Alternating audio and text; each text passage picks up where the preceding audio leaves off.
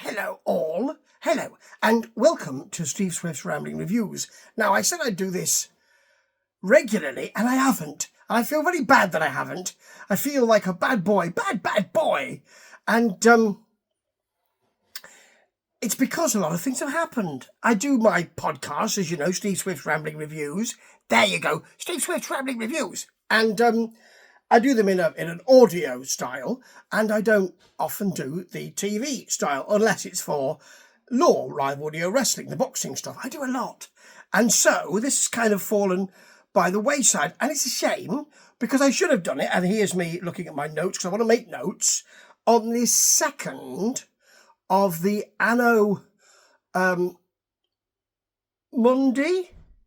Yeah, Anno Mundi box set for Black Sabbath, the Tony Martin years. Look, here's me brandishing an album that I'll be talking about tonight because I started with the 4 albums that are in the box set. Remember, the first one was not really a Tony Martin production. A Tony Martin, a Quinn Martin production. A Tony Martin production. It's not really a Tony Martin production. It's always a Tony Iommi production. But the other Tony had sung Ray Gillen's lyrics. So really, his first main production, as he said, leaning in, his first main one was this. Headless Cross. There we go. Can you see it? Headless Cross. Yes, there we go. Headless Cross. And I like it.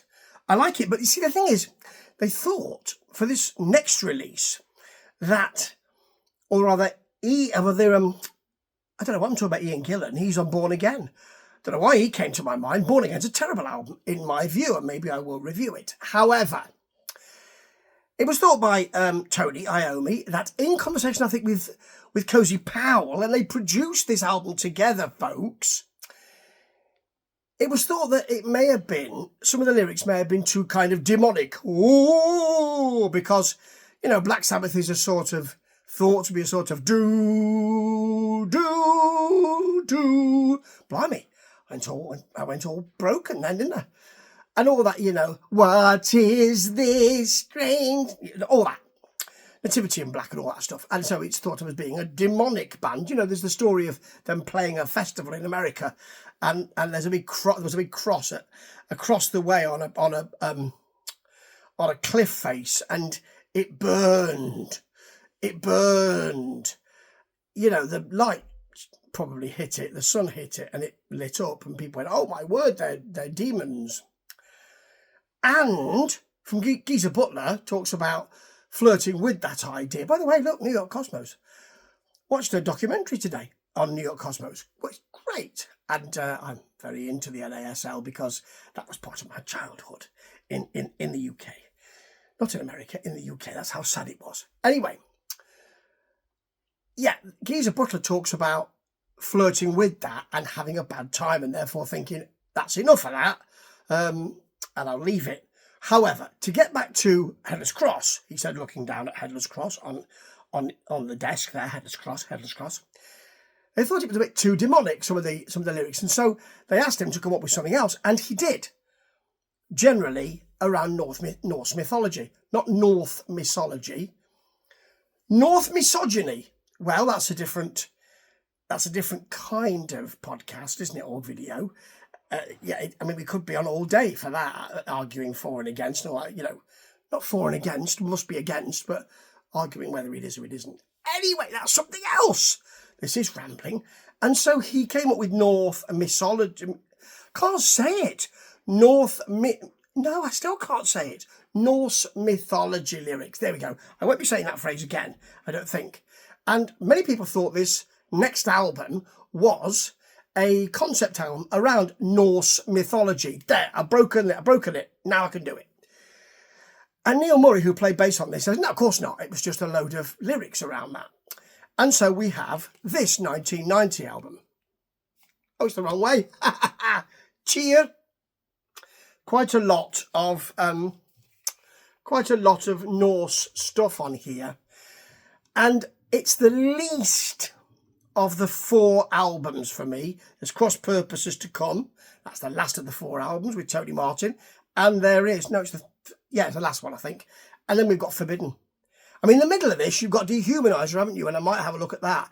Because they went back to Ronnie James Dio, which must have destabilised Tony Martin. And when you speak to him, he's a lovely guy who doesn't seem to be affected by it, and that's brilliant. However, it must have stuck in his craw that they'd gone back to Dio and suggested that Ronnie James comes back with them. And one album, which I think is superb, ladies and gentlemen, superb. However, it didn't stick and they went back to Tony Martin. So you've got Forbidden on this group of 4 as well. That would be the album that most Black Sabbath fans would go, pshaw, probably Born Again and probably Never Say Die as well. Born Again I don't like, Never Say Die I really do. Do, people going nowhere. Yeah, I like that album as well. All right, I know. I'm unusual in that respect. And I really like Forbidden. The illusion of power. I know there are problems with it. Anyway, that's to come. Tear is my least favourite of the 4. And I'll tell you why that is. It's because it is less catchy than any of the others. There aren't those big choruses, which I love with Black Sabbath, because people go, oh, they're just a big, heavy, monolithic metal band, aren't they? No, they're not. There's a load of great choruses as well. And I love that melodic feel. But here, he said, referring to his notes, after we got Anno Mundi, which is, it's a bit Heap. It's got some folky stuff in it. It's a bit Uriah Heep. There's an off the peg riff, I believe, and it gets a bit psyche at times, but it's nothing that I'm going to be revisiting. It is enormous. Most of the tracks on this album are enormous, and a lot of people say, well, the drums were pushed because you got Cozy Powell producing with Tony Iommi. I don't hear that, although these have been, I think, refreshed sonically. I think they have refreshed sonically, I think. But I don't hear that. What I hear is, yes, big crushing tracks. And some people will say, that's what I want from Black Sabbath. And they're correct.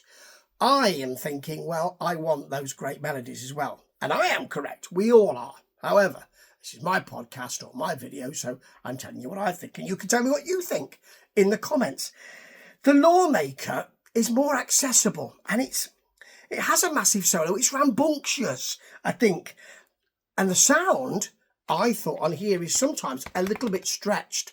It's almost as if it's rushing around and the sound is saying, hang on, I can't, don't rush around too quickly. I can't keep up. It's that sort of feel. It's radio hard rock, this.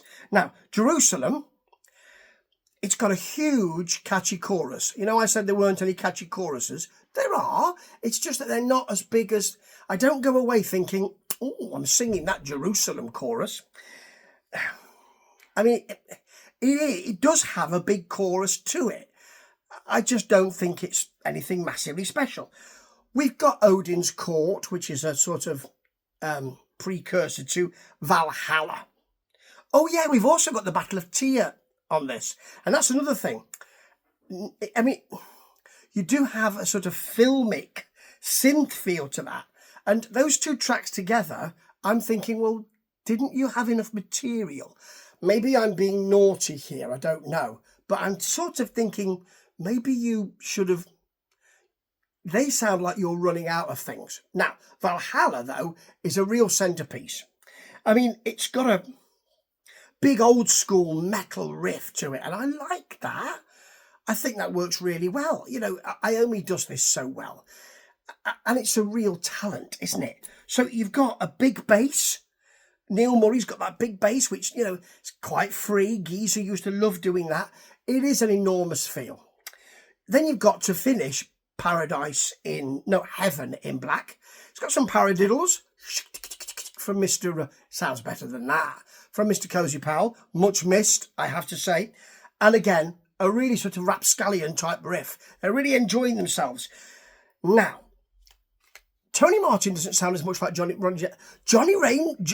James Dio. Who's he? Maybe it's Ronnie's brother. Blimey, I'm not very well at the moment, so that's probably why I'm a little bit off the pace. Ronnie James Dio, he sounded like him very much on Headless Cross.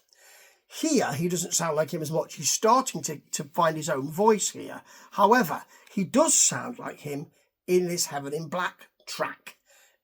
I mean, it's the last track on the album, and it's got a middle to it which just sounds like Ronnie. It just sounds like Dio, and I loved Dio, so I'm really happy about that. But it's harder and heavier. Now, the track that people don't seem to get on with on this album, because it does differ to the rest of the album, is Feels Good to Me. Now, it's clearly something which is, it's there to kind of catch the radio. But again, you've got a bit of Dio in there. You've got it's a big rock ballad type feel. It's got doubled vocals. They kind of add the size. If you're going to double track stuff, it's going to add the size, isn't it? It's going to be enormous. It's massive. It is enormous. It is a centerpiece. And it really feels as though this is the one that people should be looking at and saying, that's the basis of this album. The whole thing is more crushing than Headless Cross. It's more crushing than Cross Purposes, and it's certainly more crushing than Forbidden. But there aren't the tracks that make me want to come back. I thought that when I first heard this album in 1990. I think this now, and I'm not really massively happy with it. I mean, it's an album I can happily put on in the gym or when I'm travelling, and I'll enjoy it, but I won't think, oh wow, I've got to go and listen to that again. I probably won't. With this album. That's unlike other Black Sabbath albums for me. I'll even listen to Technical Ecstasy over and over again. I mean, come on, I'm committed. And this one is one I won't, because it just doesn't chime with me. It's difficult, isn't it? Because how do you do that? How do you chime with someone? How do you say, I'm going to make something which, it's lightning in a bottle, isn't it? I'm going to make something which links with everybody. For me, I don't just want crushing and monolithic. I want something catchy and that works for me, and that I can hum. Actually, that's not that's not very metallic, is it? I want to be able to hum it and play it on the flute or the recorder. I'm not saying that, but I'm saying that actually, I want something which I can be more familiar with. I can enjoy over and over again. I don't enjoy any of these tracks over and over again. And actually, I have heard this album several times, and when I heard it again, I thought, as part of this box set, I thought, oh yeah, I didn't remember much of that, and I still won't when I go back again. Inevitably, I'll listen to it again, inevitably, thinking I'll give it another go, and I won't have remembered it again. That's the sign of an album which doesn't work for me, but that's just me, isn't it? Certainly, it keeps the Sabbath story going, but is that all we're talking about now? Are we only talking about keeping the Sabbath story going? 2 years later, you're going to get Ronnie James Dio, aren't you? Now, let me just check when Forbidden is. I've got the box set here for you. So, or for me rather than for you. Now, Forbidden is, when's that come out? It's a few years later, isn't it? It's after Dehumanizer, and then you've got in 94 or 5, I think, Cross Purposes. So the next thing you've got is Dehumanizer, and really I can understand why they might have done that. Keeps things going, does tier, but it doesn't break any pots. It doesn't make you think, oh, there's a band in rude health. It makes you think there's a band that's putting music out. That's the way I feel about this. Love the band, love Tony Martin's work, love these 3 of these 4 albums, love the album that comes in the middle, Dehumanizer. But this one is probably my least favourite Black Sabbath album. And that's saying something when you're thinking about Technical Ecstasy and Never Say Die, isn't it? Ta-ta.